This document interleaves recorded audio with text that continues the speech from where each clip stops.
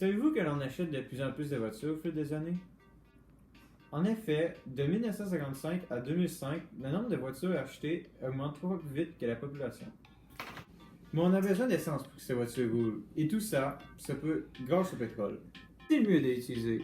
De son exploitation à son utilisation, en passant par l'impact dans son économie, nous allons essayer d'y répondre. Le pétrole est la source d'énergie la plus importante dans le monde. À elle seule, elle satisfait environ 33% des besoins énergétiques et reste même la source la plus utilisée dans le transport et la pétrochimie. Ce carburant ne pousse pas dans les arbres. On peut retrouver le pétrole dans à plusieurs endroits, mais principalement dans les gisements. Il y a des foreuses terrestres, tout comme des plateformes de forage maritimes. La différence entre ces deux méthodes est que la maritime passe à travers de l'océan, tandis que la terrestre peut s'y rendre immédiatement. Puisque le pétrole parcourt une plus grande distance pour se rendre à la surface, il y a des plus grands risques de déversement dû à une brèche dans les tubes. Ces brèches peuvent être causées par plusieurs activités, par exemple les courants forts ou même des animaux marins. Après exploitation, le pétrole est transporté par voie terrestre via des oléoducs, donc des canalisations destinées au transport du pétrole brut ou raffiné, ou même plus généralement par voie maritime, à bord de tankers, donc des navires-citernes destinés au transport du pétrole et de ses dérivés tels que l'essence. Les voies maritimes sont plus rapides que les terrestres, mais possèdent leurs inconvénients. Même si elles sont plus rapides, on a pu constater un plus grand nombre de déversements dû à une cargaison qui est tombée dans l'eau ou même qui fuit, ce qui cause des marées noires. Donc c'est un phénomène qui est créé lorsque le pétrole est relâché dans les océans.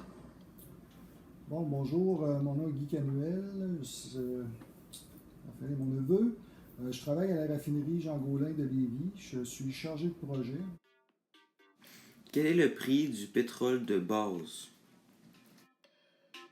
Le prix du pétrole dépend énormément de l'offre et de la demande. Donc, le pétrole, premièrement, les pays qui ont du pétrole, c'est une richesse naturelle. Le pétrole, il n'y en a pas partout, fait que les gens qui peuvent déjà en extraire puis peuvent le vendre, ça fait que ces pays-là ont un avantage économique par rapport aux autres pays. Ça fait que les gens essayent d'être autodépendants par rapport au pétrole. Quand tu m'as posé la question, je suis allé vérifier sur Internet puis j'ai trouvé ça quand même relativement intéressant. Tous les pays consomment de l'essence ou ont besoin d'essence, puis la consommation de pétrole par jour est de 15 milliards de litres par jour de pétrole. Ça fait que c'est énormément. Donc, c'est vraiment là, c'est une denrée, une richesse naturelle qui est très importante. Fait que c'est pour ça que les pays qui en ont sont très riches normalement. On vend ça aux autres pays. C'est pour ça que les gens essayent d'en trouver chez eux puis d'être autosuffisants et de ne pas avoir à dépendre d'autres pays. Pourquoi le pétrole fluctue, c'est que il y a plusieurs raisons à ça. Premièrement, le premier item, c'est l'offre et la demande. Donc, le pétrole, s'il est en abondance sur le marché, le prix va chuter, il va diminuer. On ne dira pas chuter, mais il va diminuer. S'il y a une rareté, le prix du pétrole va augmenter. Fait que ça, déjà, c'est quand même relativement important. En plus de ça aussi, il peut dépendre de toutes les situations géopolitiques, des conflits, des guerres, etc., qui vont faire que dans certains pays, par exemple, comme le Moyen-Orient, s'il y a des guerres ou quoi que ce soit, ça peut amener à une fluctuation sur le marché. Est-ce que la provenance du pétrole peut influencer son prix? La provenance du pétrole ne peut pas vraiment changer le prix parce que le prix est comme... il est comme décidé d'une façon mondiale. C'est comme, par exemple, si on est un peu comme des stations-service. Quand tu te promènes d'une station-service à l'autre, tu vois que le prix est quand même relativement semblable. Fait que toi, si tu arrives, puis, mettons, tu as du pétrole à vendre, puis tu veux le vendre plus cher, il n'y a personne qui va te l'acheter. Fait que là, les gens vont l'acheter aux gens qui vendent moins cher. Sauf que d'un autre côté, si tu as beaucoup de pétrole à vendre, puis tu le vends moins cher que les autres, ce que ça va faire, c'est que là, les gens vont vouloir acheter ton pétrole à toi, puis les autres vont falloir, s'ils veulent le vendre, il va falloir qu'ils s'ajustent au prix du marché. Ça fait que c'est le marché est tout le temps en transition à cause de ça. C'est pour ça qu'à la limite, il n'y a personne qui définit le prix comme tel. C'est que toi, si tu veux le vendre, il faut que tu le vendes au prix du marché. Quels sont les pays qui gagnent le plus d'argent grâce au pétrole? Bien, ça, c'est tout dépendant, effectivement. Ça dépend encore si le pays a du pétrole en abondance. Fait que déjà, tous les dérivés ou le profit qu'ils peuvent faire avec le pétrole va faire que le pays va devenir plus riche. Donc, il y a ça. Il y a des pays où c'est plus facile d'extraire le pétrole.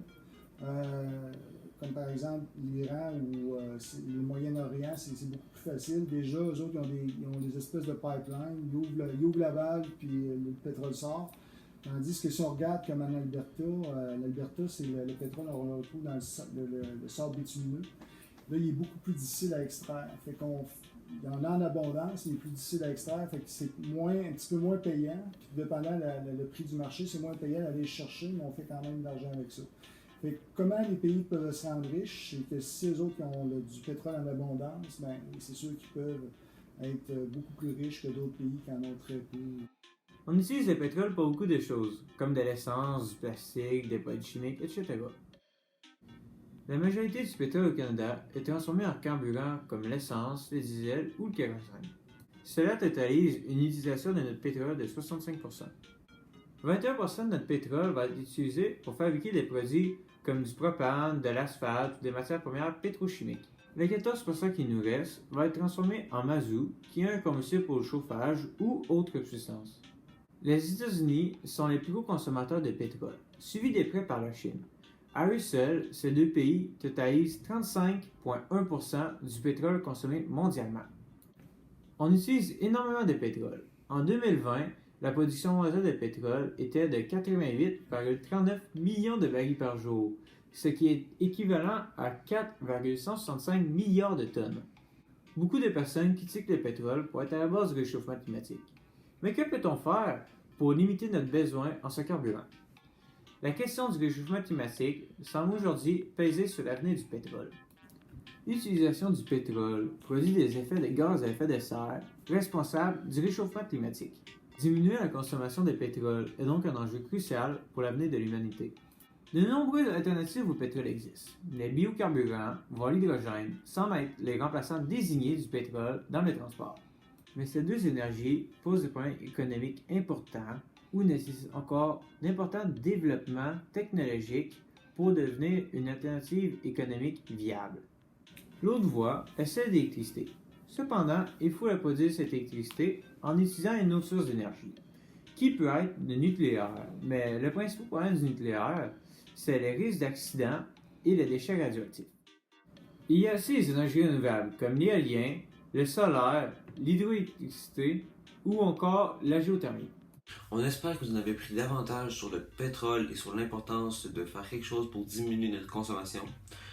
Puisque comme l'expert l'a dit, la consommation mondiale de pétrole par jour est de 15 milliards de litres. Il est donc crucial de se tourner vers d'autres initiatives comme l'électricité. Mais on ne peut pas simplement la tourner de côté et arrêter de l'exploiter. Il est donc très important dans la création du plastique et des produits chimiques, tout comme dans l'économie de plusieurs pays qui en dépendent. Que devrait-on nous faire pour pouvoir limiter notre consommation en pétrole tout en limitant les conséquences liées à ce manque?